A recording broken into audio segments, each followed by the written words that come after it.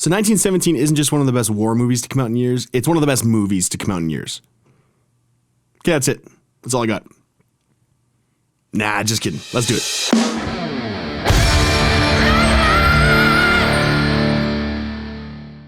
Man, I love this movie. There's not much to choose from at the theaters right now besides Star Wars, Jumanji, and Knives Out. And though I loved Knives Out, I don't really think this is something I need to go see a second time. And I'm definitely not going to go see Rise of Skywalker a second time. Well, because I think if I go in there, all of a sudden the writing's going to be better, and somehow I'm going to see that the team responsible for a franchise that Disney paid over $4 billion for actually had some sort of coherent idea and plan for a trilogy that was going to have so much expectation that naturally they would have to have a really great plan for it.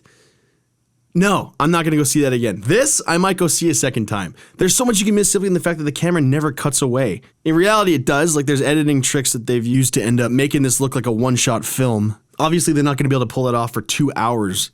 But man, do they do an incredible job.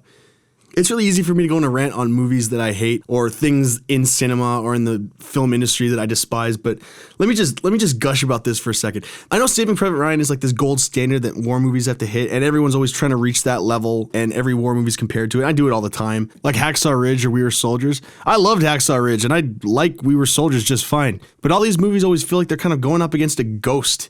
That Saving Private Ryan reaches this unattainable goal of the quality of a film. And I'm not going to deny that. It's fantastic. But this is the first time where I saw a war movie where it didn't have to be compared that way. I don't know what it is. It stands on its own somehow, and it takes such a unique approach to the way it tells its story.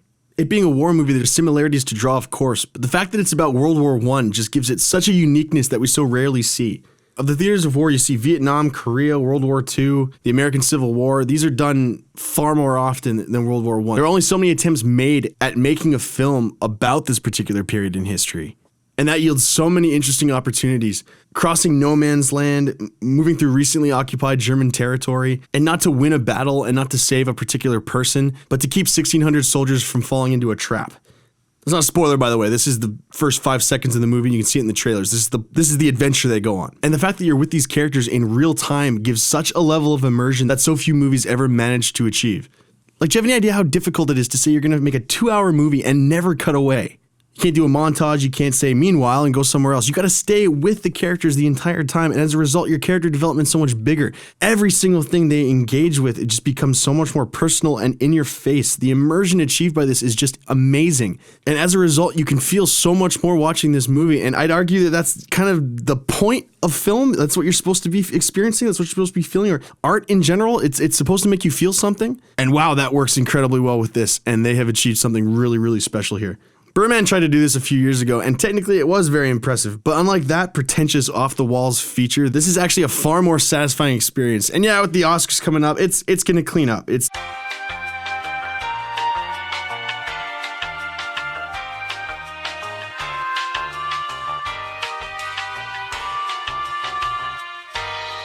It's nominated for 9. I suspect it'll win at least 7, if not all 9 of them. Like what do we got here? Best Picture, Cinematography, Directing, Makeup and Hairstyling, Music, Original Score, Production Design, Sound Editing, Sound Mixing, and Visual Effects. It's going to win at least 7, if not all 9 of them. But I have a real love-hate relationship with the Oscars, and I really hope they make the right decision here because this is a no-brainer.